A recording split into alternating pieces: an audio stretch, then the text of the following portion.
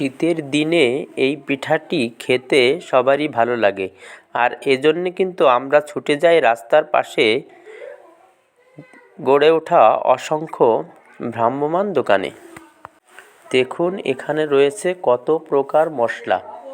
এত প্রকার মশলার সবগুলোর নাম আমিও জানি না, তবে এরকম অসংখ্য মশলা দিয়ে পিঠা খেতে আপনাকে যেতে হবে গোপালগঞ্জ স্টেডিয়ামের পূর্ব দক্ষিণ পাশে। সেখানে ৫-৬টি দোকানে এভাবেই সাজিয়ে রাখা বিভিন্ন প্রকার আইটেম দিয়ে আপনি চিতই পিঠে খেতে পারবেন।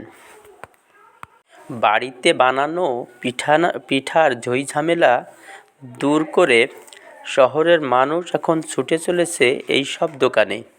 গ্রাম বাংলার ঐতিহ্য ধরে রেখেছে এই দোকানগুলো।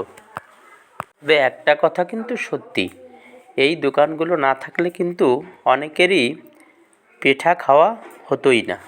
ভিডিওটি ভালো লাগলে লাইক, কমেন্ট, শেয়ার করবেন এবং চ্যানেলটি সাবস্ক্রাইব করে দিবেন।